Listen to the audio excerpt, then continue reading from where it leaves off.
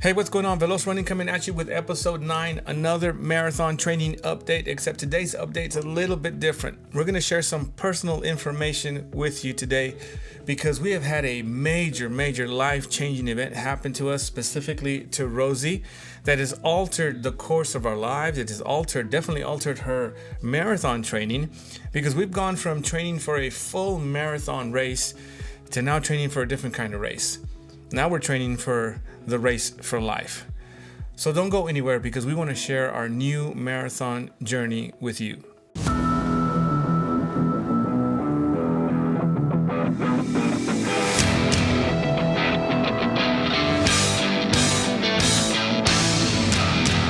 Hey, what's going on? Matthew and Rosie here. Thank you so much for joining us. And if you're joining us for the very first time, welcome to Veloz Running, where we talk about all things running. And if you can do us a great favor, a big favor, doesn't cost anything, doesn't hurt, it's not a lot of effort. Just grab that mouse or your finger, slide it down, and hit that subscribe button, hit the like button, share it. So subscribe, like, and share, and help us grow this channel.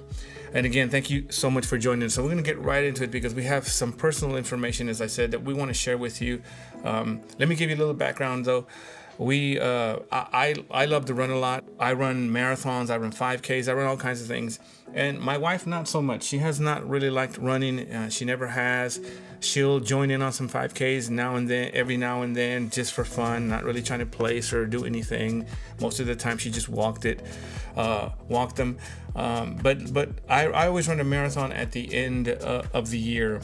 And this past year, I don't know when you're watching this video, but it is August 2024 right now. But in December 2023, I ran a marathon, and I always sign up for the next year's marathon at that race. And that year, my wife decided that she wanted to sign up for a marathon. So she signs up, and she says, I'll run it with you next year, which is a surprise for me, because she doesn't like to run. So she decides she wants to start training with me. And so we did. We started training. We started our training journey. That was the whole purpose of the channel. When she decided to train for the marathon, I decided, well, let's document this and document your journey with videos, and so that you can see her go from a non-runner, someone who doesn't like to run, a non-runner, to a marathoner. And that was the purpose of the channel. That's why we started, and we started making videos, and we started having a lot of fun. And so the first 5 months was just going to be just running, just trying to get her off the couch and out there to go run. And so she started doing that, and right around end of February, March, we started signing her for 5Ks and getting her involved in that, and a little bit more consistent in running, in racing. We always sign up for the Love of Go. Miss Jennifer Crosby, who is the greatest race director in the world. And For the Love of Go, IGotOffTheCouch.com. Y'all need to check that out. Check out those races. Get involved. There's so many races throughout the year, and they're really fun. So if you can, support the causes. And then right around May, we started. End of May, we started really focusing on the marathon. June-ish, we started adding mileage. Up to that point, when we were training for 5Ks, we were running 5-6 miles maybe. At the most. 6 miles was her long run. In the last video that we recorded, that we posted, she did her longest run, which was a 10-mile run. We documented that, put it out there, posted it. It was a really cool video of her going for her longest run of the year, 10 miles. It was a struggle. It was challenging, but she did it, and she did really well. But since then, we've actually run another 5K. We're up to 11 races for the year, 10 5Ks. The last 5K we did was the 4th of July Anthem 5K. I had a video ready for that to post, but with this event that happened in our lives, when this happened, everything stopped. We stopped running. We stopped posting. Our whole life changed. Our whole life stopped. So we were completely focused on what happened, what we're about to share with you. But we have it ready, and I'll post it later. And another thing that she did that was a huge accomplishment, it was after that 10-mile run, about 2 weeks after that, we added mileage, and we did a 12-mile run. So that was definitely the longest run of her in a long time. She did really well. Again, it's struggle, challenging as normal, but she did it. We did it, and we were excited. We were right on schedule, right on pace. At this point, when she did that 12-miler, we were probably somewhere around 20 weeks to go for the race. So we had plenty of time to add the mileage and get through it, and she was right on pace. But then here's what happened. Here's what we're going to share with you, and we feel that we need to share with you because, again, the whole purpose of the channel was to document her journey to the marathon. But that has kind of taken a little detour right now. But about a week or so after that 12-mile run, we were doing more mileage. We always go to Town Lake in Austin, and we were going to do a 10, 11-mile run. I think we ended up with around 11. And then after, that's a Saturday morning, we go, and then we come home, and she's feeling a little tired. Obviously, we're both feeling tired. We had lunch, didn't do much after that, just kind of stayed home. Then we get up the next morning. She still wasn't feeling well. We get up and go to church on Sunday morning, and we come home, and she still wasn't feeling well. So, but we figured she was tired. She did 11-mile run. We stayed up late. We got up early for church. So she decided she's just going to sleep it off and take a nap on Sunday afternoon. But then she gets up mid-afternoon, and she's still not feeling well. But now we're noticing some symptoms that are kind of alarming, because she was feeling weak on her left side. Then the major symptom was that she was having trouble pronouncing words, and even sounding a little slurring. So at this point, we're thinking, okay, well, we don't know what's going on, but this is not normal. So it's Sunday afternoon. There's no clinics open, so we ended up going to the ER just to make sure she was okay. So we drive over to the ER. And as soon as we tell them what's going on, especially when they found out she was slurring, they rushed her right in and started doing some tests on her and checking her and asking her all kinds of questions, asking me questions. But as soon as they found out she was slurring, they rushed her into emergency, to ICU or whatever that's called in emergency. We were already in ER, but whatever that was, because they decided they needed to do an MRI. And then the next thing I know, a head neurologist comes and talks to me and started asking me a bunch of questions about her. And so now I'm getting the sense that this is a little bit more serious. And then all of a sudden, a team of doctors comes in and nurses come in, and they're asking questions, and they finally bring her back, and they're asking all of us questions and trying to find out what's going on, what we've been doing. And I'm telling them we're good. She runs. They were surprised when I said she's training for a marathon, but they said, "Wow, she's healthy then. She's strong." But then they come back and they came to us and told us some news that you don't expect and you certainly don't want to hear. And that's when they told us, and they said we looked at the scan, and we found a blood clot in her right side, on the right side of her brain. So at this point, everything just changed. Everything's serious. We're hearing like, what? It's overwhelming to hear this news. You don't want to hear this. We don't know much about blood clots, but we know they're serious. And so, and the way they were acting, it was really serious, because now they're rushing. Now they're telling her we're transporting her to Dale Seton Hospital in Austin. We have an ambulance on standby. We have a whole neurology team and surgeons waiting for her. And so now it's serious, because we went from going to get some medicine to now they're talking about saving her life at this point. So they got the ambulance, and they put her in they're taking her in the ambulance, and they even came and talked to me and said, "Hey, don't even try to follow us, because we're going with sirens and lights. We're going. This is serious, and we need to get there fast." And so they take off with her. I take off home to go get some clothes and some things, and because I figure I'm expecting surgery here. We're going to stay overnight, at least one night. And so I go get clothes, but at the same time, I'm calling our kids. We have a daughter in Arizona, a son in San Antonio, and we have a son was home for summer from college. So I'm just calling everybody, letting them know. And then we are really involved with our church, and we believe in the power of prayer. So I definitely called our pastor and told him to round the troops, the prayer warriors. We need prayer. We need prayer right now. We need some intervention. And so he did. He called, and next thing I know, there's a whole bunch of people praying for us, and it was evident. Because I get everything. What was amazing was this whole time they're telling us this news, I'm trying to process everything, and she's calm as can be. They're actually freaking out, because they kept checking her vitals, and they kept saying, your pulse is like too low. and they thought there was something wrong.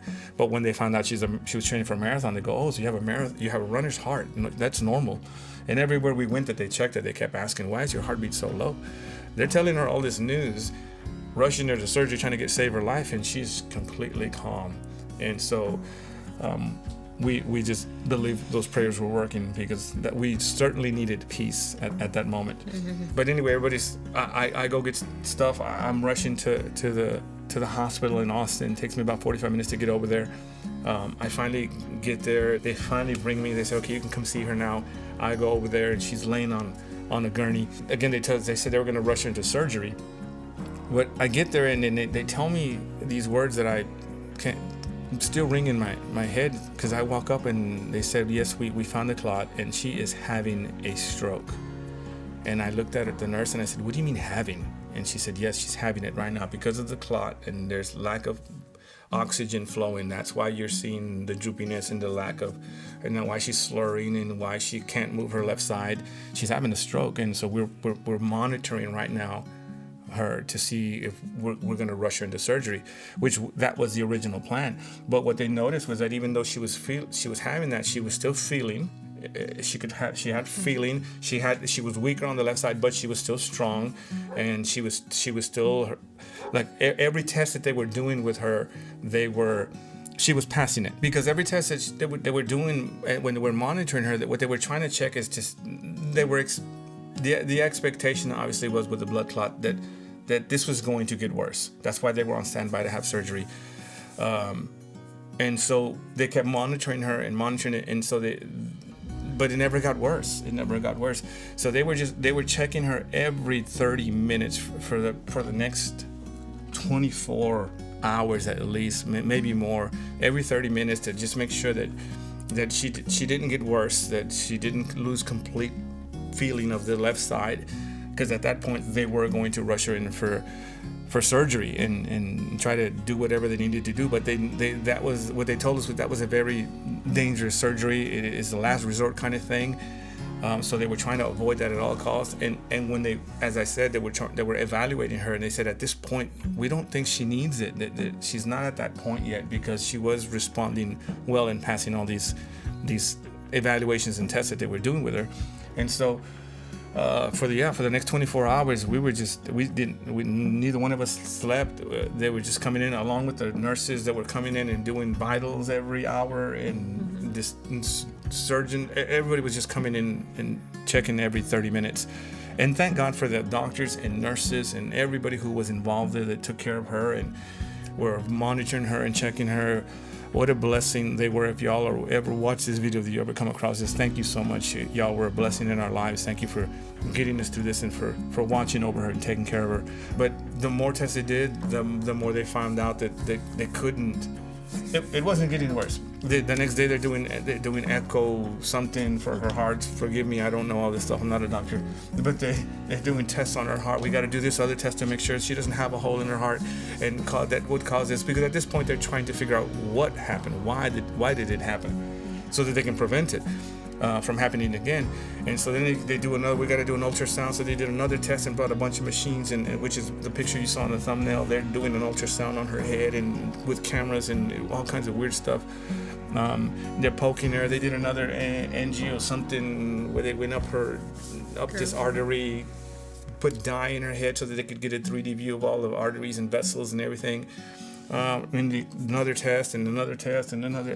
It was constant. And then the neurologists were coming in, the teams were coming in and talking and asking questions, and it was just overwhelming information that was coming, but all to try to obviously to save her. And to prevent it. But the more they did, the more they asked us questions, the more we answered those questions, the less they knew. And I'm not talking bad about them. I'm just saying that after everything that they did, they come to finding. So we don't know what happened.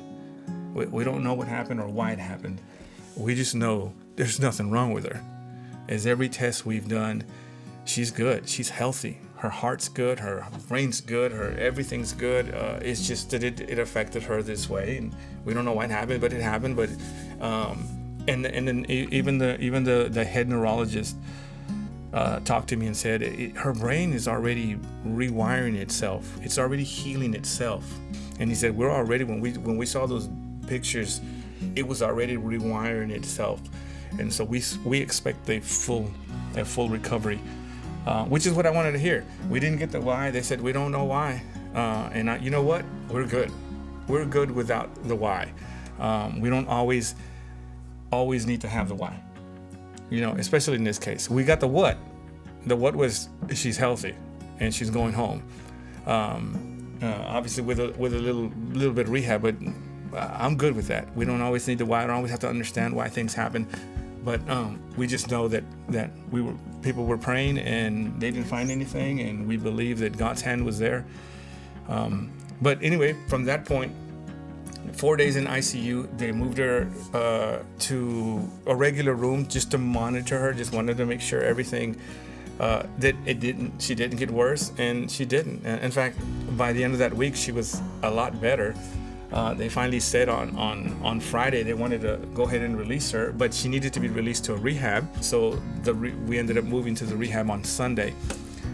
So she went to the Central Texas Rehabilitation Hospital and spent 2 weeks there. 2 weeks there. So they said they had planned it for 16 days of rehabilitation, intense rehabilitation. And so we move into this place, and rehab started Monday morning sharp too. They came in; those therapists came in at 7 o'clock.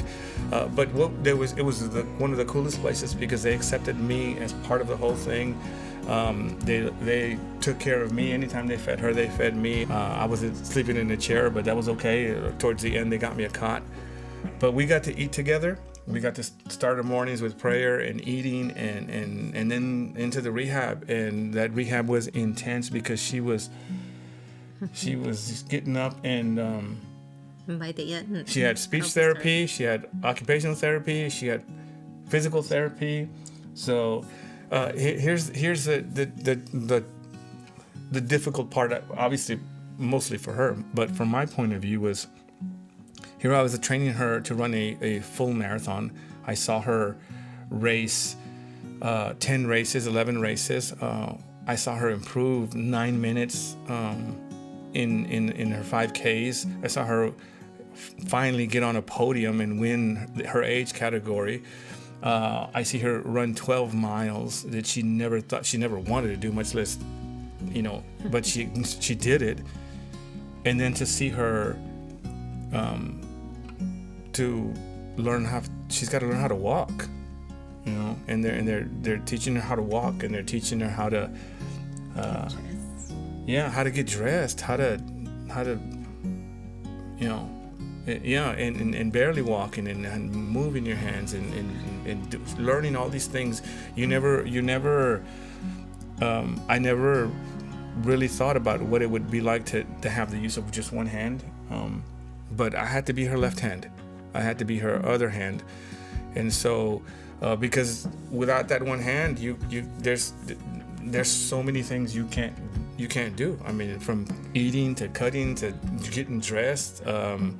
So I was involved in everything, and we don't need to get into details, but everything is everything.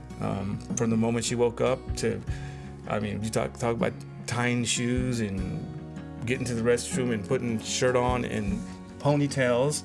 I'm learning how to do ponytails. I didn't do very well the first couple of times, but I've had quite a bit of practice. I'm getting better. I'm getting better with the ponytails, earrings, putting earrings on, and just everything we've been able to do. And there were some challenging mornings, some challenging days. Obviously, when you go from her point of view, where you go from doing everything, being completely independent, to being the one who takes care of everyone, to now having to be taken care of. Today, it's been tough. Why is it tough? I'm supposed to take care of me. Well, it's my turn to take care of you. It's okay. This is part of the journey. Every day faster, every day stronger, every day better, every day healed, every day one day closer to getting home and getting back. So gonna do this.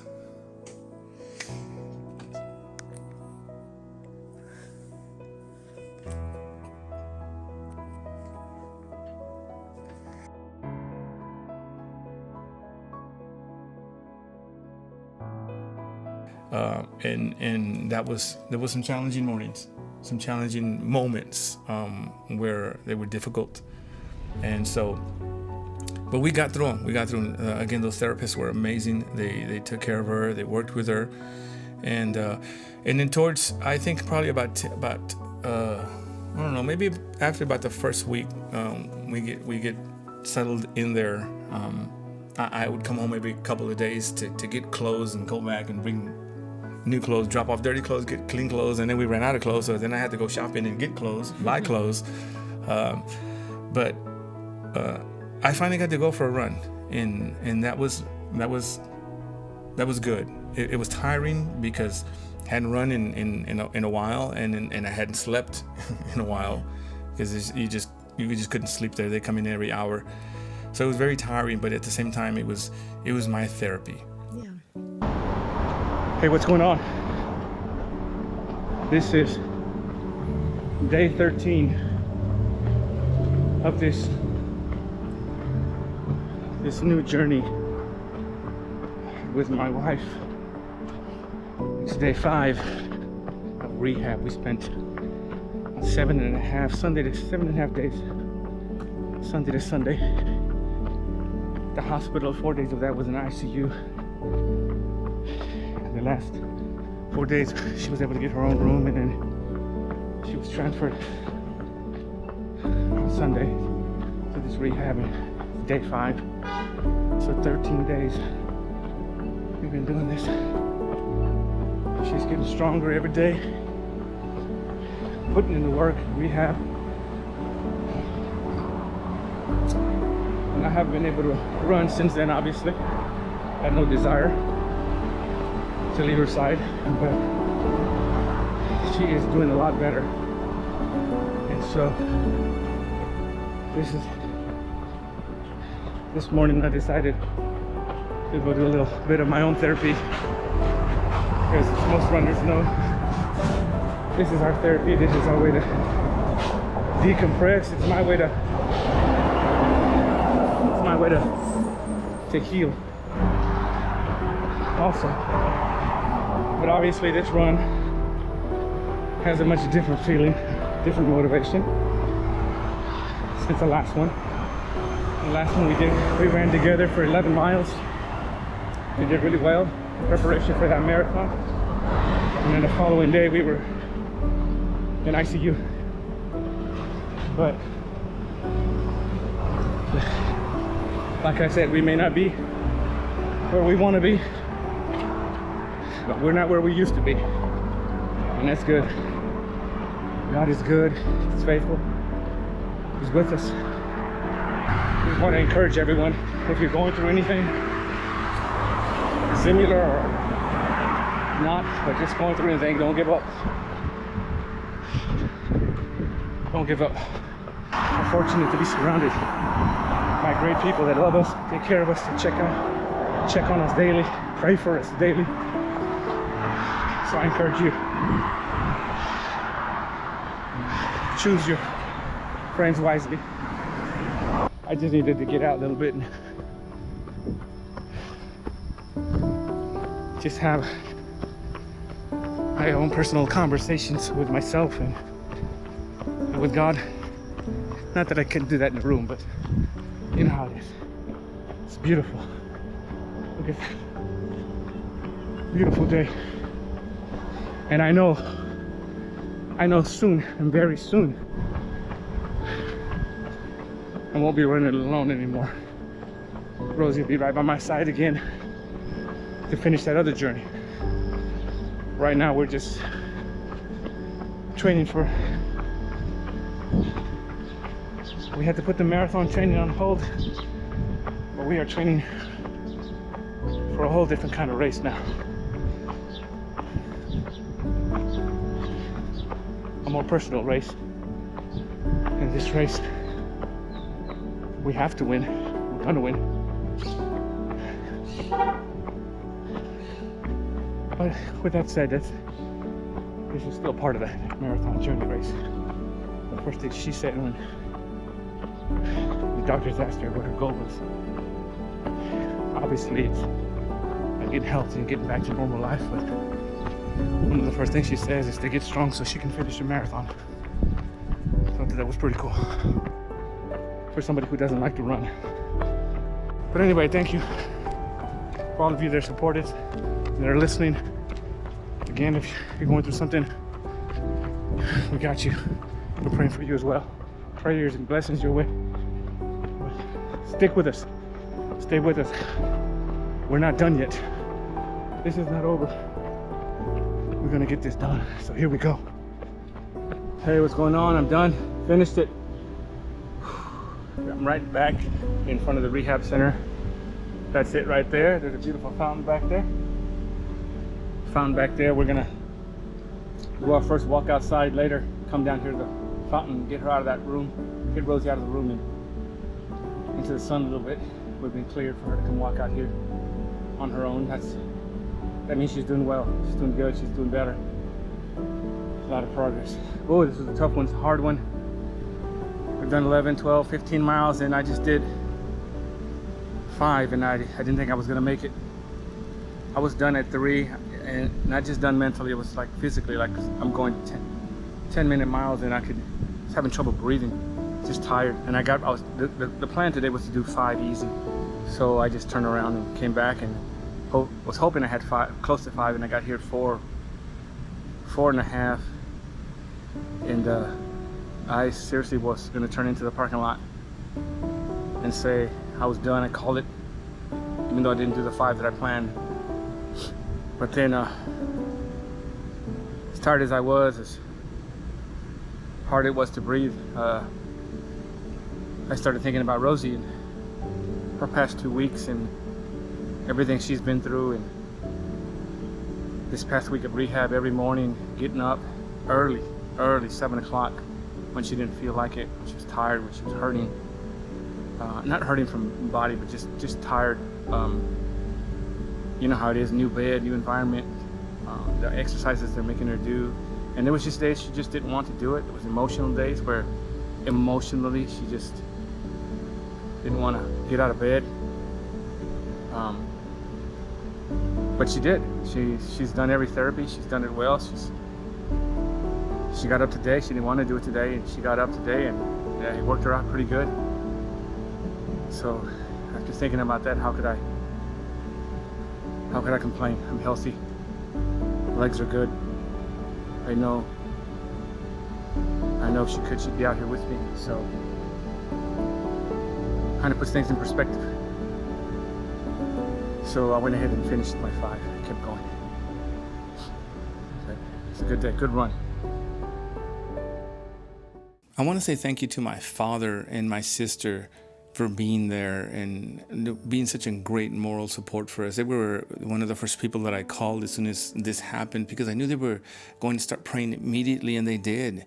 And it just brought some peace to our lives, knowing that they were there for us. My dad is an amazing man, and he is the anchor and the pillar of the family, and just knowing he's there just brings peace to all of us, especially to me, and helps me with my life, and just brings great wisdom. And so I'm so grateful for him, and just hope that I can be just like him someday when I grow up. And my sister stepped up to take care of us, was constantly checking on us, making sure we had everything, or if we needed anything. She was coming by, making trips to the hospital and bringing us snacks and food and dinner, and would bring a cooler full of drinks. We were living off a vending machine there for a couple of days, so she was constantly bringing us drinks and just snacks, and making sure we had everything, and would come constantly and just checking on us.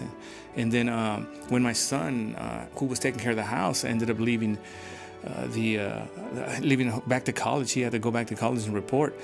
And so my sister and my dad stepped up, and then they started taking care of the house and the dogs. Would come in the morning and take the dogs out, make sure they had water, make sure the house was okay, and then they'd go home and then come back in the evening to feed the dogs, and again make sure they had everything in the house was taken care of, and then bring the dogs in, put them in a kennel, and then come back the next day and do it all over again. And so that just helped lift a burden off of me so that I had to worry about all that. I was so concerned about, especially about the dogs and just the house, just leaving it empty for so long.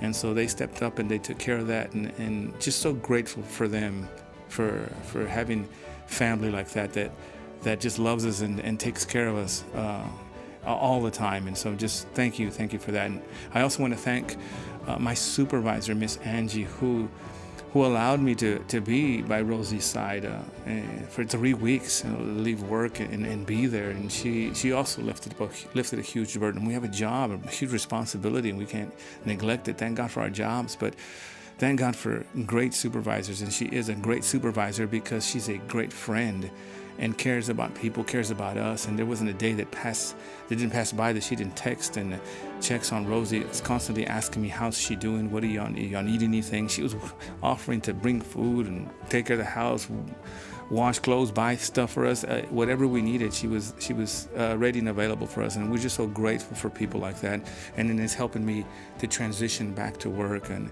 handling all that. So she's just an amazing person. So I just grateful for people like that, family and friends that are there to support us. So thank you so much. Again, we want to say thank you to everyone who was praying for us, is praying for us, and came by and visited, texted us, called us, brought food, still bringing food. We're surrounded by great people, great friends, a great church family, our pastors, everyone who's involved. Thank you so much. But we also want to say a special thank you to 3 individuals who just went above and beyond. And we're a little biased with these 3 because they're our kids, our children, and they stepped up and just blessed us. And we are blessed to have them in our lives and to have such great kids. And like I said, when I got the news and they were taking Rosie to the hospital, I drove home and I called my daughter, and she in Arizona, and let her know what was going on. I called my son in San Antonio, let him know what was going on, and he quickly said how his car happened to be in the shop at the time. And he goes, how do I get to you? I don't have a car. And I said, well, just let me get to the hospital. Let me find out what's going on, and I'll call you and let you know, and we'll take it from there.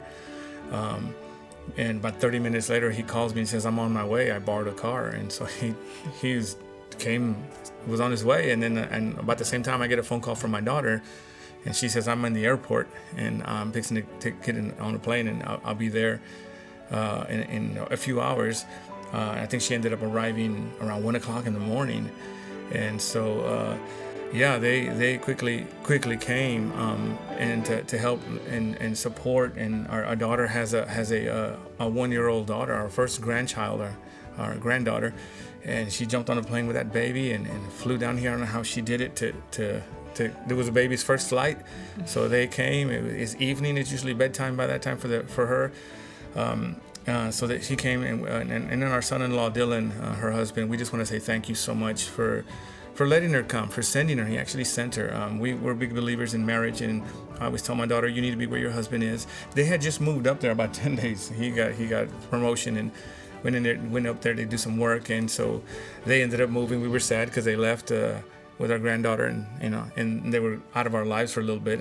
And so about 10 days later, here she is flying back, obviously under different circumstances, but she came back. But Dylan, thank you so much for being a good husband and taking care of our daughter that way, and for letting her come down here and be with us and be with Rosie.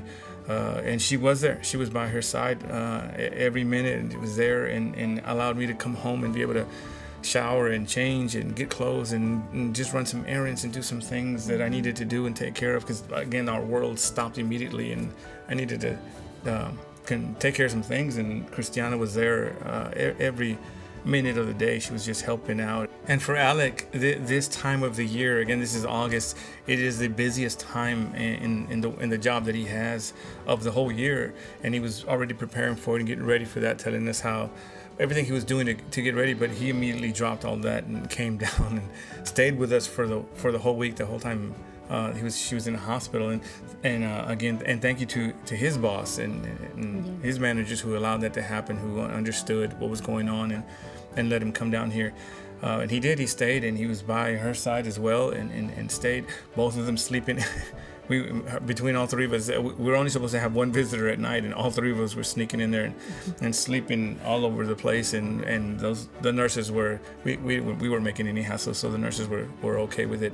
But everyone took turns on couches and corners and sitting, and we were just there. We were there, and Alec made sure that we were always eating. He was like the finance guy for us, because our minds were on other things, and so he just always made sure there was food and snacks and midnight snacks, and he'd always say, let's go get this, or go to the vending machine, or he would come by and go get tacos or something. He was always buying something, so he made sure we were eating and taking care of us. He also knowing that Rosie was struggling with her strength and was going to need a little bit of therapy, he wanted to make sure he was all right, so he quickly got online and ordered a brand new dishwasher for her. We don't really use a dishwasher. We hadn't used our dishwasher in I don't think we've ever used it. It's been there. We're Hispanics. We use it to store stuff. So it's just another shelf to put dishes in it. That's what we use it for. But he said, "No, Mom, you need to be able to have something to wash your dishes now." And so he did that, and then it was just great. He ordered it and it was on its way. And so and then we have our youngest son, who was home from college for summer vacation, and he took care of the house. He came home to live with us. He ended up living by himself for about 3 weeks. And so he took care of the house. We have 2 dogs, and so he made sure they were fed and taken care of, and I think he bathed them. He loves to fix things and work on things, so he was constantly fixing things around the house and telling me, and working on his car, because he needed it. In a few weeks he was going back to college. He installed a dishwasher while he's calling me. He says, "Hey, look, I'm installing a dishwasher," and so he took care of that. We were planning to. That's one of our vacation trips, was to take him up. He goes to college in Kansas, and so that was a plan. And unfortunately, that didn't happen. So he's working on. We were supposed to work on his car and do some things to get his car ready for the trip up there, and he ended up having to do all that on his own. And then had to drive up to Kansas by himself. We also want to say thank you to Mia, my youngest son's girlfriend, because she was there helping and just being. She's a sweet young girl, and we're just blessed to have her as part of our family. She was there helping and just keeping baby. Again, that's my son Matthew. Keeping him company, because he was running around doing errands and driving and doing everything for us. He was the person fixing things and doing everything for us, and she was there. She even took some days off to be with him. We just want to say thank you to each and every one of you, Christiana, Alec, Matthew. We call him baby. Everybody knows him as baby, but the Bible says that to honor your father and mother, and long life filled with blessing you'll have. And so we just believe that for you, that you're going to have a long life, and it's going to be filled with blessing and health and prosperity for doing that, for honoring Mom. The best thing, let me talk to you as a dad, the best thing you can do for me as a dad is make sure you always take care of Mom. Always take care of Mom, and you did that. You came and you did that. You were by her side every minute and did everything you could, and more. Went above and beyond. So we're just blessed. We're blessed, and we're proud to be your parents. So thank you so much. We love you. We love you. We love you. But again, she was learning how to walk. She was learning a lot of stretching, a lot of mobility. There was a lot of walking and balancing, and again going upstairs. What else did you do? Going up and down stairs. Basically, they're trying to get her learning how to get home and live at home and to practice all those things. I'm sure a lot of you either have gone through this or know someone who's gone through it, whether directly or indirectly. But it was relearning everything, and they saw such a huge improvement from when she got there to when she left, and so much that she improved that they didn't do the whole 16 days. I think they let you go after. She was supposed to leave on a Tuesday, and they told us Friday. Actually, they told us on Thursday, you can go home tomorrow if you want. We are good, and we've done everything. You've made huge improvements. We feel comfortable for you going home. But they did say that now we're doing some outpatient therapy, which is what we're doing now. We're home now, so that was cool. On that Friday, that when they finally said we can go home, oh my gosh, that was so cool. Getting her dressed, packing everything up. We've been there for 2 weeks, so how did we end up with so much stuff? Like 4 or 5 bags worth of stuff. I had to pack all that stuff and bring it all down. We were on the second floor, so I couldn't believe how much stuff just in 2 weeks. How much stuff we ended up with there, with clothes, and we like literally moved in. This is where we are, and we're going forward. Again, we're not even gonna call it a pause. We're still moving forward. When she runs a marathon, I don't know. We believe in miracles. And we believe it is on its way. We believe we've seen it already in working. But I don't know, she may get up tomorrow, and because we believe in miracles, she may get up tomorrow completely healed, completely ready. It may be the next day, maybe next week. I don't know. We don't know, and that's not for us to know. We just know it's coming, and she's going to be completely healed, completely functional, and soon to be walking on her own, running on her own, and again in another 5K soon, and then we'll go from there. But this is our new journey. We want to ask you to continue to be with us, because she's gone from non-runner to training for a marathon, to dealing with this stroke, to learning to walk again, and soon to running and being a marathoner and finish this journey that we started. So thank you so much. What would you like to say? Thank you to everyone. Everyone? Yes. Everyone. Yeah, thank you. See, she's good, and she's good. For those of y'all that are watching this, they may be thinking, how is she? She's good. She's good spirits. She. The reason I'm doing all the talking is, again, she's having a little trouble pronouncing words, so she asked me today, let's just talk. I just want to. I'll be there, but don't make me say anything. And so I'm not going to put any pressure on her. We have a 5K here soon, and so I'm going to run it. And so this journey now with the marathon, I'm still signed up for this marathon, and so we're about 17 weeks out, less than 17 weeks out. And so I'm going to continue. I got to start training again. And so now I'm running in her honor, and I'm going to finish this, and we're going to get this done. But we're training for a different race now. This is life, and this is real, and this is a race that we're going to win. We have to win, and we're going to get through this. We're going to get through this, and we just want to encourage, if anyone who's watching, if you're going through anything, we just want to just encourage you, keep running, keep moving forward, keep believing. Don't give up. Surround yourself with the right people. Oh my gosh, we were surrounded with the right people. We still are. They're still coming. They're still visiting. They're still calling. That is such a great help, to be surrounded by good people and good friends. The running community also has just extended their love. And so thank you to everyone that has done that. So again, stay with us. Don't go anywhere. This journey is not over. We're moving forward. We just felt we needed to share this with you, because obviously the upcoming videos are going to be a little different. A lot of the running videos are probably going to be my running, but she's going through therapy and her training, and we're going to do all kinds of training for her, and it's just going to be a little different. So hang with us, be with us, and as always, please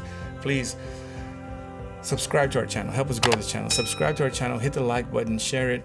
Connect with us. We'll connect with you. And let's run together. Take care. Be blessed. Bye. Let Nana bring you in, babe. Let Nana bring you in. Try to stick with her. You got it. It's like those 400s. You don't have to stay right with her, but let her pull you in a little bit. Just chase at your own pace. You got this. Awesome. What a view. What better thing is there to do? Look at this. We get up in the morning and run. Man, beautiful day. Look at that. God is good.